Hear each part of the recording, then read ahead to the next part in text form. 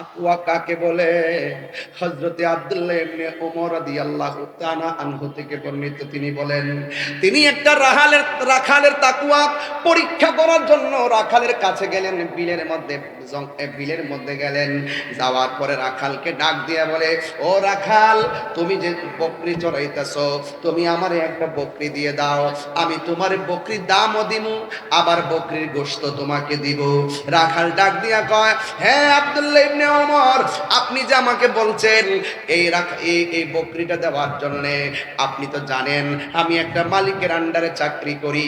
এই বকরির পালের মালিক আমি নয়, এই বকরির পালের মালিক একজন আছে। ওই মালিকরে না জিজ্ঞাসা করে আমি আপনাকে এই বকরির পাল থেকে একটা বকরি দিতে পারবো না।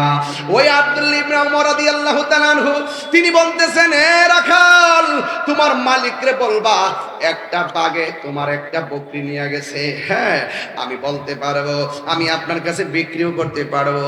আমার মালিকরে যদি আমি বলি, তাইলে আমি দুনিয়ার মালিকের বুঝাইতে পারবো।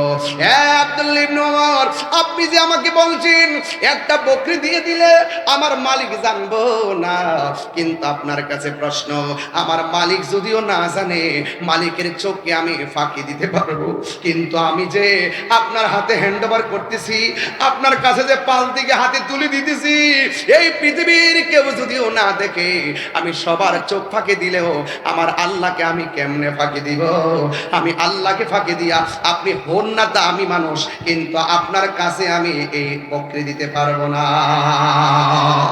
এটার নাম হলো তাকওয়া, এটার নাম হলো তাকওয়া। ও যুবকের দল, ও পৃথিবীর মানুষ শুনে যান। ইমাম আহমদ ইবনে হাম্বল রাদিয়াল্লাহু তাআলা আনহুর জন্য রুটি বানানো হলো। রুটি বানানোর পর তার সামনে ওই রুটিগুলা নেওয়া হলো। ইমাম আহমদ ইবনে হাম্বল রাহমাতুল্লাহ আলাইহি বলেন, তুমি যে আমার জন্য, বাবা তুমি যে আমার জন্য রুটি বানাইছো, কিন্তু আমার ঘরের মধ্যে তো খামিরা নাই, এই খামিরাটা তুমি কোথায় পাইছো? কই খামিরাটা আনছি পাশের ঘর থেকে। পাশের ঘর থেকে যে আনছো, সে তো কাজীর দায়িত্ব পালন করে, মানে সমাজের মধ্যে বিচার করে, সালিশ করে, তার ঘর থেকে যে তুমি এই খামিরান্না রুটি বানাইছো, আমি জানি যারা বিচার করে এরা কিন্তু বেশিরভাগ ঠিক থাকতে পারে না, কারণ ঘুষ খাইয়া বহুত মানুষ বিচার কাজ করে। কথা বলেন ঠিক কিনা? সমাজের মধ্যে ঘুষখোর আছে না নাই? আর জোরে বলো, আছে না নাই? যারা বিচার করে একুরেট বিচার সবাই করতে জানে না। যারা একুরেট বিচার করবে না, তাদের আযাবের কোনো শেষ নাই। অথচ যারা একুরেট বিচার করবে, সত্য সালিশ করবে, তাদের ব্যাপারে আমার নবীর একটা হাদিস শুইনা যান। আমার নবী, আপনার নবী বলেন, হাসরের ময়দান যেদিন কায়েম হয়ে যাবে গো, ওই কঠিন মুসিবতের সময় আল্লাহর ছায়া বিনে কোনো ছায়া থাকবে না। যেই দিন মানুষ নফসি নফসি নফসি নফসি নফসি বলে কাঁদবে, আল্লাহর ছায়া বিনে কোনো ছায়া থাকবে না। কেউ যার যার গুনাহ অনুযায়ী মানুষ সাঁতারে কাটবে। কেউ গিরা পানির মধ্যে সাঁতারে কাটবে আর চোখের পানি ফালাইয়া কাটবে। কেউ হাঁটু পানিতে সাঁতারে কাটবে, চোখের পানি ফালাইয়া কাটবে। কেউ কোমর পানিতে সাঁতার কাটবে, চোখের পানি ফেলে কাটবে। এবার জিজ্ঞাসা করবেন, হুজুর দুনিয়ার নদীর পানি আর ওই নদীর পানি কি এক নাকি? আমি বলবো না না, ওই দিন পৃথিবীর কোনো জায়গায় কোনো পানি থাকবে না। একটা দেশের মধ্যে পানিটা উঠবে, ওই পানিটার নাম হলো সিরিয়া বা শাম। ওই শাম দেশের মধ্যে সেই মাঠটা হবে, ওই মাঠের পানি নদীর পানি হবে না। যার যার গুনাহ যতটুকুন, তার শরীর থেকে ঘাম ঝরে পড়বে ততটুকুন। যার গুনাহ যতটুকুন, তার ঘাম পড়বে নিচে ততটুকুন। মাথার 8 বিঘা উপরে সূর্যটা থাকবে, ওই সূর্যটা মাথার তালুর মধ্যে লাগবে, আর মাথার খুলিটা সেকেন্ডের ভিতরে উড়ে যাবে। আর মাথার ভিতরে যে মগজটা আছে, এই মগজটা ভাতের মারের মতন ছিটে ছিটে ডানে বামে পড়বে। এত কঠিন একটা মাঠ।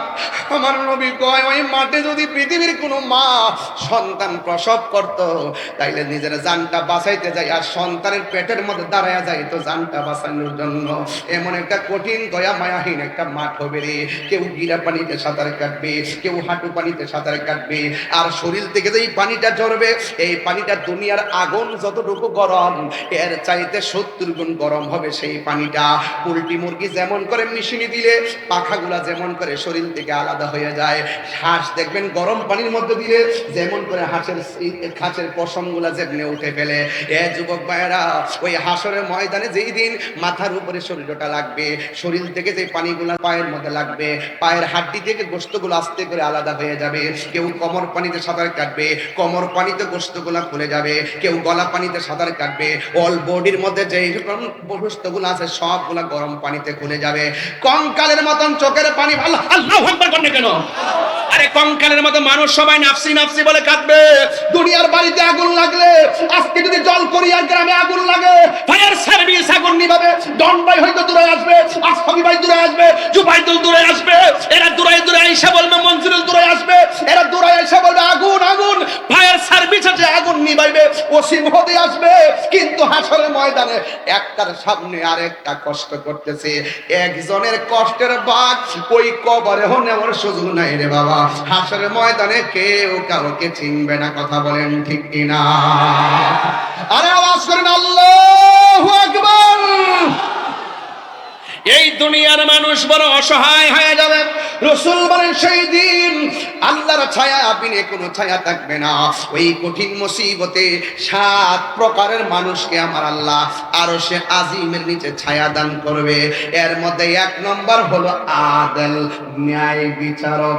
এই জন্য আমি ওয়াজের মধ্যে বলছিলাম, তুমি যে রুটিটা বানাইবার জন্য খামিরটা আনছিলাম সে তো বিচারক।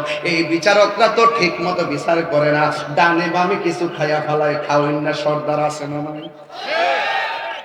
কে চলেনি গোলা আবার আমার দরে কেউ হবা। বাবা যান, আপনি যদি নীতিগত ভাবে যদি বিচারক হতে পারেন, আল্লাহ পাকের কোরআন ধরে কথা বলছি, যদি আপনি নীতিগত ভাবে বিচারটা করতে পারেন, আল্লাহ রাসূল বলছেন হাসরের মাঠে যেই দিন মানুষ নাফসি নাফসি বলে কাঁদবে, ওই কঠিন মুসিবতে আল্লাহ পাক আপনাকে কুটিলুক থেকে বের করে আরশে আজিমের নিচে ছায়া দিয়ে দিবেন।